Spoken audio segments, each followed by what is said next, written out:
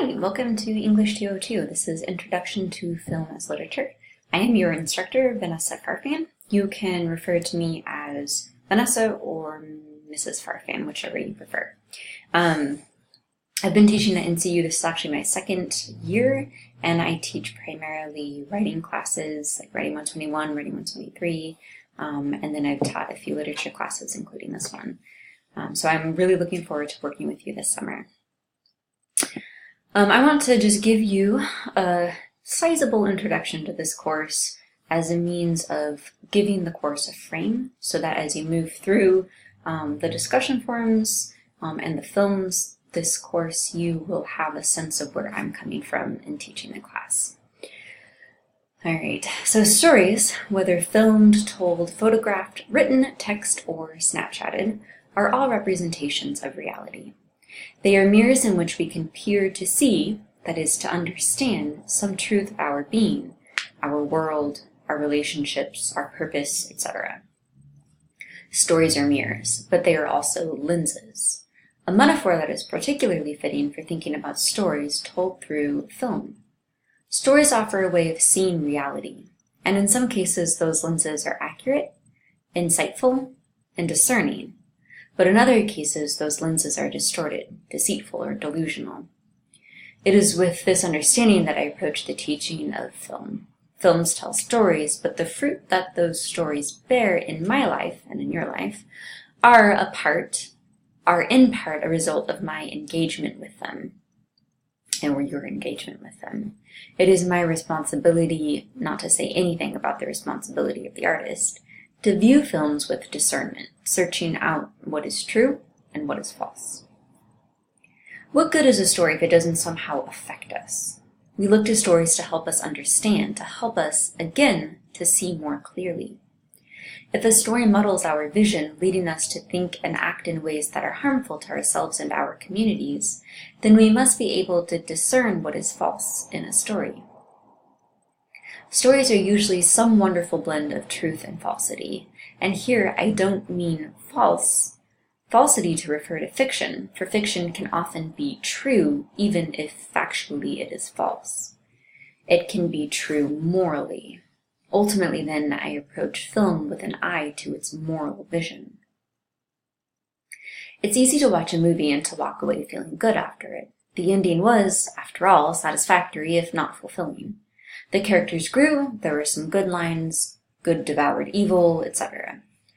There is something to be said about taking a movie at face value. Many people watch movies for entertainment and relaxation, and I don't mean to dismiss this mode of movie watching as morally wrong. There is a place for it.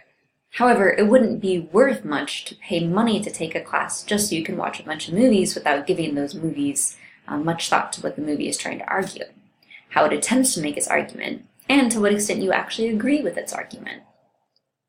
And that's what we're going to work toward in this class.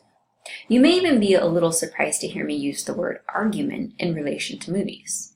Is an argument for, argumentative essays and stuff? Maybe documentary films about the environment and veganism? It's true that a movie isn't going to try to persuade you with its 3 best reasons. It won't even have a thesis statement, and it won't use evidence. So it certainly doesn't qualify as a formal, logical argument. Yet movies, rather those who make the movies, and any story really, is still trying to get us to understand something in some way. Authors, directors, producers all have some kind of agenda or purpose. If they didn't, then the story would lose some of its purpose and meaning. Some stories or movies will have a clearer agenda than others, but at the heart of each story there is an argument, and I suggest there is a kind of moral argument. But one beautiful thing about story is that it lends itself to portraying the world in shades of gray. Morality is not always black and white. This is not to suggest that truth is relative, or that there is no truth. I don't subscribe to that way of thinking. But as limited beings, we struggle to portray reality fully. Sometimes we don't always understand what is best, what is right, and what is true. So we write or make stories in an effort to somehow push past our limitations. Yet those stories sometimes get all bound up in our limitations. But there is a book, consider it one of your textbooks for this course, and for life, that can help us wade through our moral interpretations. You know the book, it's the Bible. It's possible that not everyone taking this course buys into a Christian worldview based on Scripture, and that's fine. But I'm going to suggest that the Bible is the ultimate story, the only story that can truthfully represent crucial principles of reality in as complete a way as art can. This is the book I use to check my own thinking. It is, to quote the psalmist, the rock that is higher than I. It's from Psalm 61. So my thinking is accountable to the Scriptures, but this isn't a film and theology class. It's a film as literature class. Some of our discussion questions will engage your thinking in ways that invite you to refer to Scripture, but you can take this whole class without ever once opening the Bible. I just want to make clear to you the assumptions I stand on as I teach this class. I emphasize that this is a film as literature class. As such, we will be carefully studying some of the formal elements of film. Those elements include sound, cinematography, mise-en-scène, narrative, and character development. By paying close attention to the formal elements of film, we are able to speak more specifically about how the film means what it means. In short, the form of the film shapes the content of the film. We can't actually talk about what the film means or what it argues without also talking about how it means and how it argues. Ultimately, my goal for you as you move through this course is to help you develop your capacity to talk about each of the films in specific ways, referencing the formal elements I mentioned in order to talk about the meaning of the film. Form and content are inseparable, and to separate them out can feel a bit like dissecting a starfish in 8th grade biology. It can be helpful, but at some point you start to lose sight of the whole. But here's the really tricky part. We can never fully talk about the whole without dissecting or analyzing it into its parts. It's a catch-22 that some of you will find distasteful. Nonetheless, bear with me, because it's through this process of analysis, and analysis just means breaking something into its component parts in order to understand the whole, that we're able to come closer to understanding and representing the whole of something. I like to think that a really good story will never let you get it all figured out. There will always be something you didn't or couldn't see lingering in the text, waiting for you to come back to it, to see it anew. Okay, enough of that mysterious story talk. I want to say a word about how this class is organized, and then I want to lay out the ground rules for the course. The first 5 weeks of this course highlight one of the formal elements that I mentioned earlier. We'll use the films from each week to study the formal element, or we'll use that formal element to study the film, but we will also consider philosophical questions that branch out from the formal elements. By focusing on one formal element at a time, I never mean to exclude the others. This simply gives us the chance to focus our attention so that for the last 3 weeks, we can work with all 5 elements and apply them to some genre films, such as superhero films. So for the first 5 weeks, don't feel like you can only mention the formal element we're focusing on. That element is simply our focus for study. The coursework for this class is relatively simple, I think. You will watch 2 films each week, with the exception of week 1 since it is a holiday week. You will post in a discussion forum for each film, so that's 2 posts per week. And you will respond to the question in the discussion forum using evidence from the film to support and develop your answer. This forum posting will consist of 50% of your grade. It's the nuts and bolts of your studying, and it's meant to lay the groundwork for the 2 papers you will write for this course, which will make up the other 50% of your grade. The 2 papers, one is a short paper, which is 2 to 3 pages, and that will be 10% of your grade, and the other one is a long paper, which is 5 to 6 pages and will be 40% of your grade. And these will give you the opportunity to expand on your weekly posts, picking a film to analyze in more depth. Your textbook is writing about movies, and it provides excellent instructions and suggestions for writing your papers.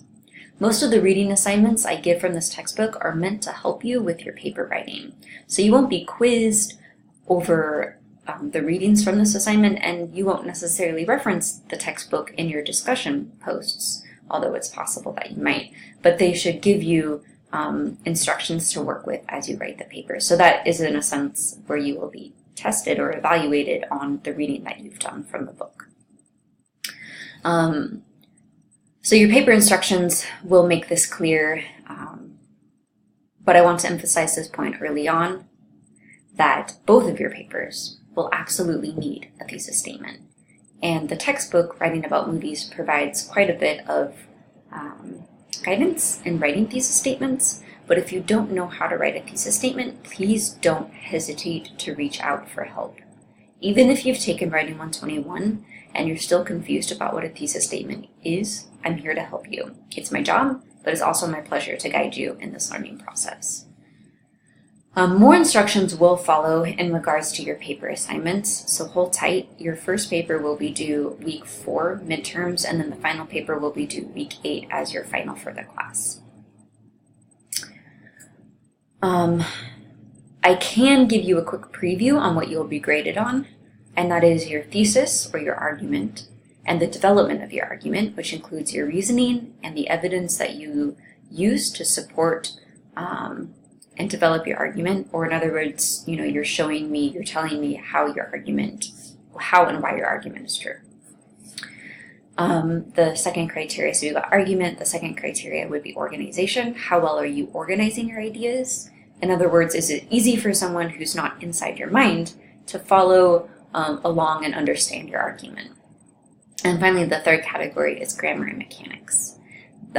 This is not a writing class. Nonetheless, it is an English class, and since so much of good writing equals good grammar and mechanics, it's important to understand that this is a necessary part of your paper. You might have brilliant ideas. In fact, you might have the most brilliant ideas, but if you can't communicate them in good, that is understandable, English, then what good are your ideas? So if you struggle with grammar, fear not. Just let me know and I will be happy to provide you with resources. And this might include utilizing NCU's free online tutoring services. You all have access to that through My NCU. So keep that in mind, that you're welcome to submit your short and long papers to the online tutoring services to receive some feedback before turning them in. As far as your weekly posts go, these posts are not meant to be extensive analyses of the films. They are meant to engage your thinking, but they need not exceed 200 words. You are, of course, welcome to exceed 200 words, but your grade is not based on length, but on substance. You can say substantial things concisely. When I say substantial things, what I mean is that you are giving a clear answer to the question, and above all, you are supporting your answer with evidence from the film. I particularly love it when you cite more than one image, scene, or line of dialogue from the film in an attempt to see the film more complexly. If you just cite one piece of evidence from the film, it is likely you aren't thinking about it in a very nuanced way. And remember, the whole point of this class is to move beyond the face value viewing and into a more critical engagement with these stories. This is what we are working toward, and this is what my grading efforts for your weekly posts and your papers will focus on. So with that said, let me just say one more thing. It's summertime. I personally prefer to be outside in the sun, not inside watching movies. Be sure to balance your time so you can get out, enjoy the beauty of creation, get your vitamin D, and move. Just because I teach a film class doesn't mean I advocate for excessive sitting and watching. Now go. Enjoy this class.